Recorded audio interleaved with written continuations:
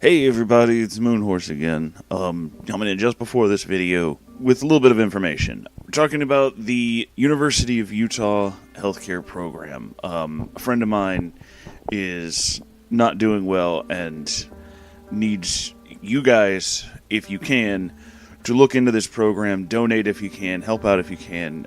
They're looking for, donations, people who can do live kidney transplants, the whole thing. This is a very good cause, and it's very, very important. So if you guys have anything you can do to help, or any way that you can help at all, please do. It would mean a lot to me. It would mean a lot to everybody. It's not just me. It's about everybody. Everybody's in this together, so we should all put together to actually do something. Like, if you're interested, or you have any way that you can possibly get in touch with this, or if you're in the area and you can do something to help out, you can contact them at uofulivingdonor.org. Or you can contact them at the phone number 801-587-8816. If you're interested in helping my friend specifically, when you get through to somebody or you're talking to somebody, ask for Corinne C. Powell. That's who needs the help right now. It's this person who asked me to kind of help out, not just for her, but for everybody. So if you want to help out, you want to contribute to a good cause, you want to do something good, really help these people out. They could use it. Alright, so now on with the show.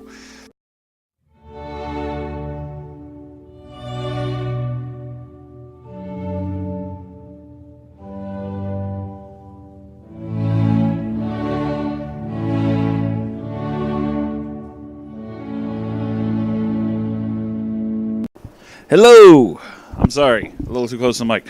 Hi, welcome back to this wonderful fucking story. Little behind the scenes information. Two things. One, before I started recording this, I listened to random power ballad anthems, like fucking Danger Zone and Push It to the Limit. I don't know why. Really fucking amped up. Also, kind of drunk. So, we're gonna read this thing. Just keep in mind, I'm way too excited, and I'm still drinking. I had my first kind of screwdriver. It's just orange juice and vodka. That tasted like shit. I'm not going to do that again. But I will drink the rest of the vodka.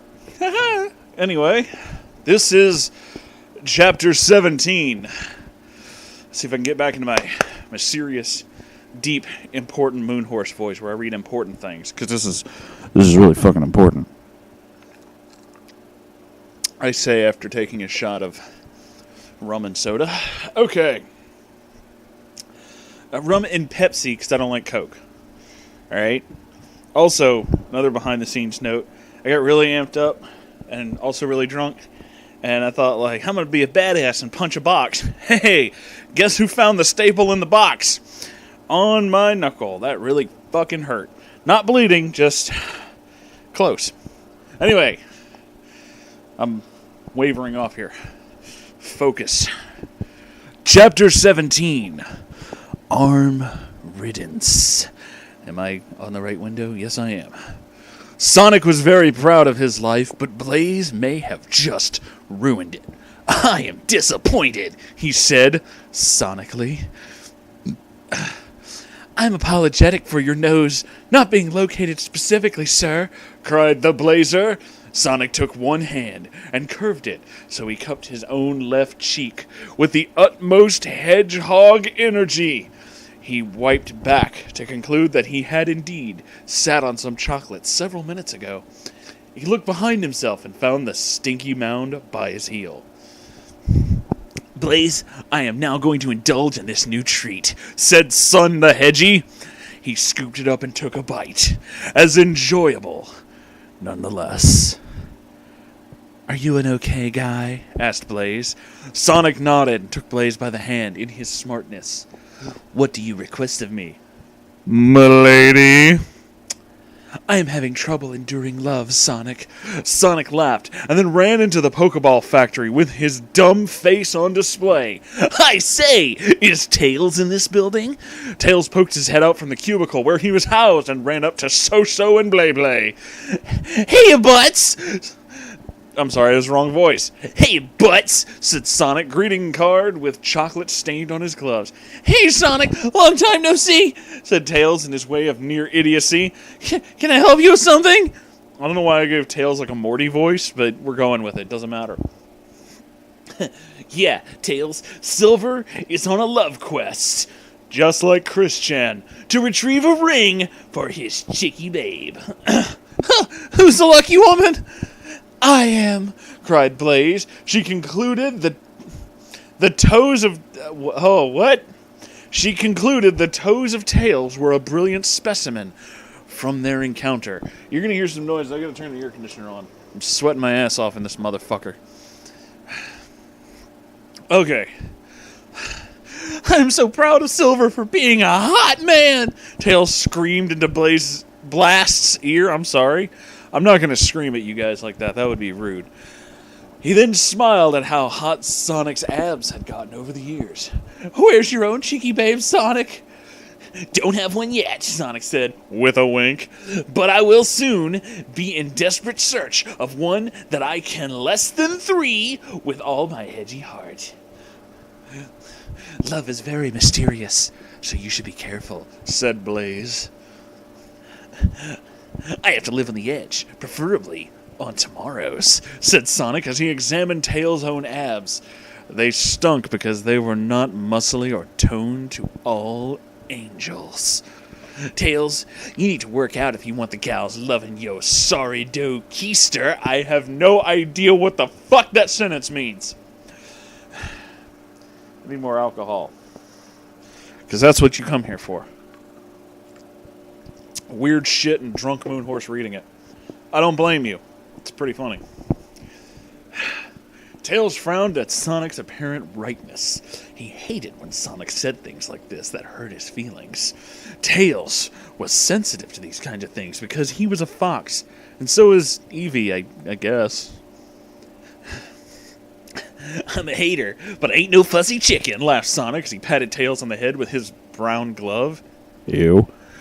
Get that stain-ridden attire off my gorgeous golden locks, you buffoon! Roared Tails as he pulled out his pistol from his in-betweener and shot the hedger's arm clean off.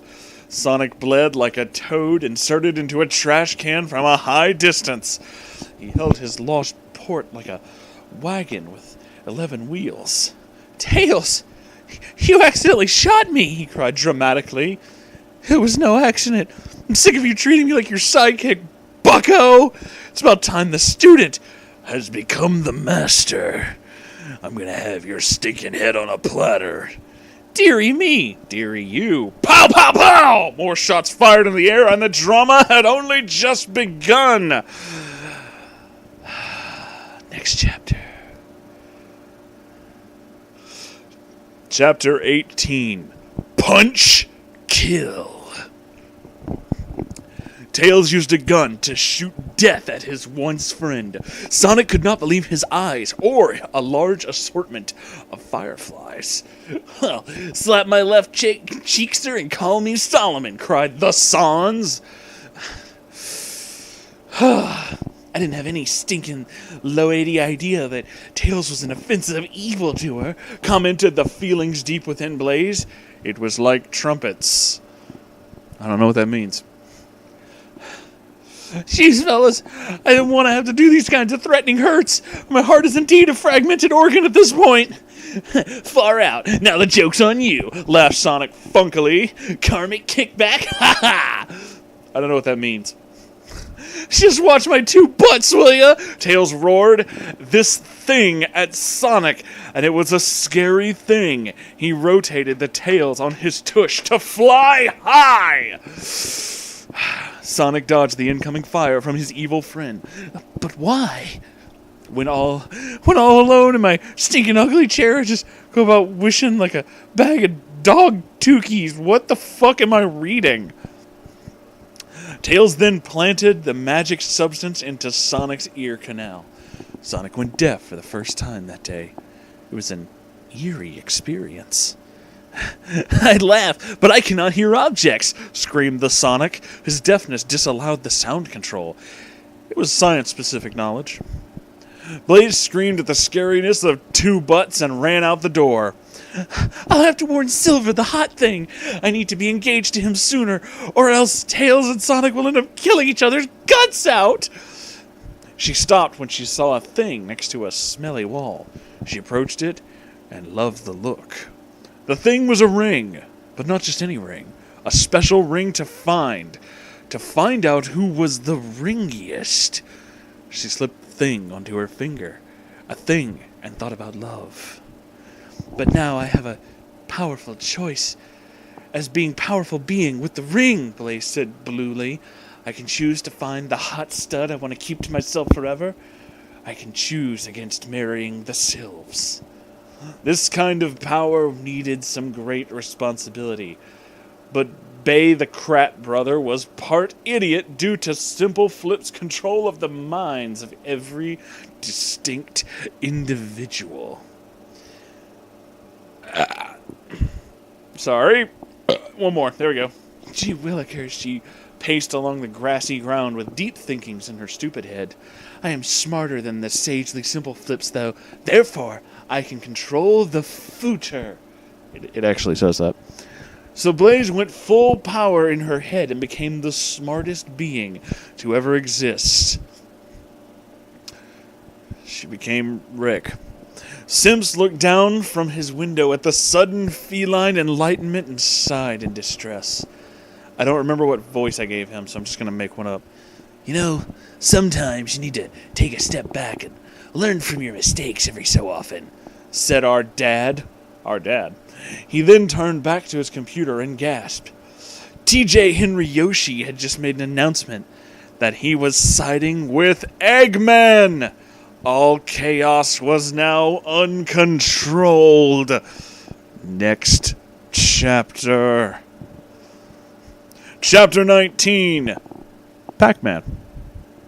Shadow was admiring Silver's pristine abs. "Sss," he said. "Thanks.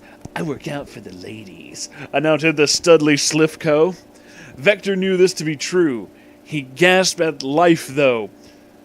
"What is wrong, Vector?" I can't remember if that's his voice or not. Asked Silver as he posed to show off more glorious muscle mass. "I just realized that Sonic has been absent for quite too long a time.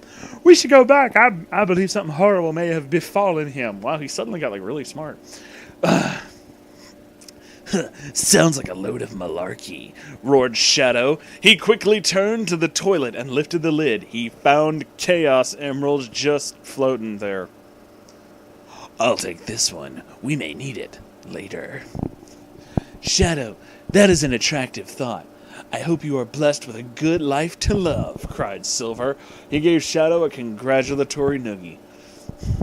"I feel like I could boogie to that noogie." That was a horrible sentence. Never anybody say that ever again. Vector laughed as he pulled off this slick dance move that looked less dabby and more fabby. "What?" Shadow and Silver clapped, and then they held hands, and then they ran off together, and Vector was proud. But then a horrible thing happened that moment. "Hey, guys," said an evil voice. I don't know who it is, so I'm just going to do it. "Good gravy," cried Silver. He pulled out his toenail clippers to defend against the evil. "Halt. Who goes there? Did I remember to put the lid down?" said Shadow, totally coolly. "Oh. Okay. My name is Evil. They call me Infinite," said the bad guy. "You look like the roughest of waves," cried Silver. He really wished he had his smiting Monado now. Monado. I don't fucking know. But the Monado can't cut people. And Infinite was a people! Vector realized this and began to cry. "Oh, Dad and Silver, please don't be dead today." I don't know why I did that voice, but whatever. "We shan't, my son," said Shadow as he loaded his gun by filling it with his exuding cheat. Did he load his gun with his ass? This would get the drop on the enemy. Meanwhile... I have a ring, and I have a decisive decisions now, said Blaze in a dark tone. Her new powers were deadly. She could bend all of time and space with her newfound glory. Sync was fighting the tiles, and it all seemed bad. But Blah did not care, because she was all empowered. She wished for a new hunky dude to enter her life. Immediately, she noticed all of the men around her grow buff pecs and hearty abs. It was Gorgeous Town, USA. Now to find a suitable male counterpart, she said with her coolness. Blaze was a mistreater of her new strength. She eventually found a hot guy. His name was Bean the Dynamite. He had a beak that was really different when it came to smooching.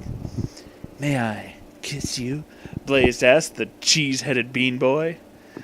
You may, because I have love in my face, replied the avian fellow. They put feline lips and the beak in together like an amazing, loving Lego set. They did an inhalation to pucker up good, and the kiss was now clearly for love instead of boo-boo removal like yo mama. I had an enjoyable kiss, Bean, said Blaze, the happy and alive. As did I, creature, replied a hot, pecky Abby Bean. He had more muscles than an oyster bed. We should kiss more often as a couple. Let's get married. Alas, I haven't a ring of my own. Can you find me one?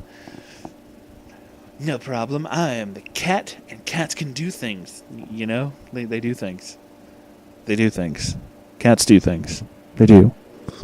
I'm getting really close to the mic right now. It's getting kind of intimate in here. It's getting weird now. Okay, let's stop doing that. Anyway, this is the end of this episode. Like, comment, subscribe, and I have a Patreon or whatever. I'm going to get drunker and read more of this, so come back, okay? I love you. Make sure you brush your teeth before you go to bed. Okay, bye.